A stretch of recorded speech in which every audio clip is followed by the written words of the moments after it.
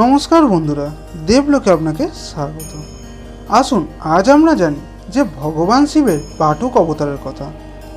পার্বতীর কন্যা অশোক সুন্দরী হুন নামক একজন রাক্ষসকে তার বালক অবস্থায় অভিশাপ দিয়েছিলেন যে হুনের মৃত্যু তার হতে চলা স্বামী নাহুসের হাতেই হবে। এই কারণে হুন নাহুস আর অশোক সুন্দরীকে বাল্য অবস্থাতে হত্যা করার চেষ্টা করে। এই বিষয়টা জানতে পেরে মাতা পার্বতী অত্যন্ত ক্রোধিত হয়ে যান। প্রচণ্ড রেগে যাওয়ার কারণে মাতা পার্বতী কালীর রূপ ধারণ করে আর হুনকে মারার জন্য তার নিজ হস্তে খড়গ নিয়ে কৈলাস থেকে বেরিয়ে পড়ে। কিন্তু মাতা পার্বতী যদি হুনকে মেরে দিত তাহলে সেটা প্রাকৃতিক নিয়মের বিরোধিতা করা হতো, কারণ অভিশাপ অনুযায়ী হুনের মৃত্যু নাহুসের হাতে হওয়ার ছিল। এই জন্য কালী মাতাকে শান্ত করা সেই মুহূর্তে অত্যন্ত জরুরি ছিল। কালী মাতার এই প্রচণ্ড ক্রোধিত রূপ স্বর্গলোক থেকে ভগবান বিষ্ণু আর নারদমুনি দেখেন। তখনই নারদমুনি ভগবান বিষ্ণুকে বলেন, প্রভু, মাতা কালীকে থামাতে হবে, না হলে এই সংসারের বিনাশ নিশ্চিত। তখন ভগবান বিষ্ণু বলেন, মাতা কালীকে একমাত্র মহাদেবী শান্ত করতে পারে। এই সময় সেই স্থানে বাল গণেশ গিয়ে ভগবান বিষ্ণুকে বলেন, প্রভু, মাতার কী রূপ?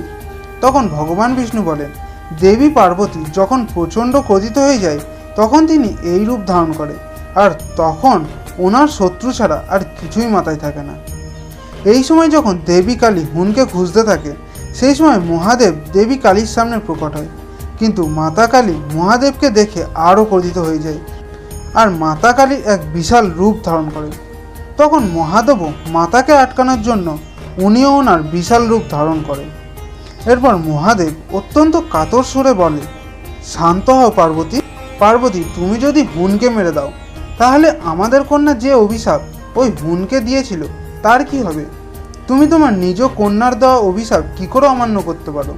তখন মাতা কালী বলে, ওই রাক্ষসটা মাতা পার্বতীর কন্যা ও জামাইকে মারার চেষ্টা করছে। তখন শিব বলে, অশোক সুন্দরী আর নাহুস তো একদম ঠিক আছে, ওদের তো কিছু হয়নি।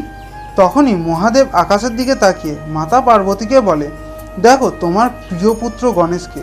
তোমার এই বিশাল ক্রোধিত ভয়ানক রূপ দেখে সে কতটা ভয় পেয়ে গেছে। মহাদেব বারবার কাতর স্বরে বলতে থাকে, পার্বতী, শান্ত হয়ে যাও। কিন্তু মহাকালী শান্ত না হয়ে আরও ক্রোধিত হয়ে ওঠেন আর বলেন, আমাকে এই সংসারের জন্য আর কত বলিদান দিতে হবে? প্রথম তো কামদেবকে ভস্ম মহাদেব করলেন, আর নিজের গর্ভ থেকে বাচ্চা জন্ম না দেওয়ার অভিশাপ মাতা পার্বতী পেলেন। তারপর ওনাকে তার নিজের পুত্র কার্তিক আর পুত্রী অশোক সুন্দরীর থেকে আলাদা হতে হলো, আর গণেশের তো শিরচ্ছেদই করে দেওয়া হয়। এই সব কিছু তো সংসারের কল্যাণের জন্যই ছিল, তাই না? জগৎ জননী হতে হতে উনি ওনার নিজেরই মায়া মমতার বলিদান দিয়ে দিয়েছেন, আর ওনারই ঘর সংসার উজাড় হয়ে গিয়েছে। এই বলে দেবী মহাকালী হুনকে মারার জন্য চলে যায়। তখন নারদমুনি চিন্তিত হয়ে ভগবান বিষ্ণুকে বলেন, এখন কি হবে প্রভু? মাতা তো মহাদেবের কথাও শুনলেন না। যদি মহাদেব মাতাকে আটকানোর আর প্রচেষ্টা করে তাহলে মহাদেব আর মাতা কালীর মধ্যে যুদ্ধ শুরু হয়ে যাবে, আর যার ফলে সংসারের বিনাশ হয়ে যাবে। এরই মধ্যে ভূলোকে একটি শিশুর কান্নার আওয়াজ পাওয়া যায়। ওই বালক শিশু অন্য আর কেউ না, স্বয়ং মহাদেবের বাল্যরূপ ছিল। নিজের বাল্যরূপে মহাদেব কেঁদেই যাচ্ছিলেন, ওনার কান্না থামছিল না। এক বাচ্চার কান্নার আওয়াজ যখন মহাকালী শোনেন তখন উনি দাঁড়িয়ে যান আর বালকটির কাছে যায়। ছোট বাচ্চাটিকে এইভাবে কাঁদতে দেখে মহাকালী কোলে তুলে নেন আর ওনার বাস্তবিক পার্বতীর রূপ ধারণ করে নেন। আর বালকের রূপধারী শিবজিও কান্না থামিয়ে হাসতে থাকে। তখন ওখানে ভগবান বিষ্ণুজি, নারদজি আর গণেশজি প্রকট হয়। বিষ্ণুজি মুচকি হেসে বললেন, মাতা পার্বতী, বালকটিকে ভালো করে দেখুন, উনিই স্বয়ং মহাদেব। আপনাকে শান্ত করার জন্য উনি বালকের রূপ ধারণ করেছেন।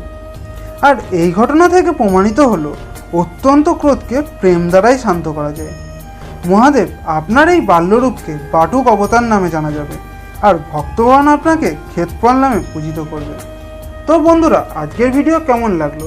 যদি ভালো লাগে থাকে অবশ্যই একটি লাইক করে দেবেন, আর আমার চ্যানেল নতুন হলে সাবস্ক্রাইব করার অনুরোধ রইল। Keep supporting. Thanks for watching.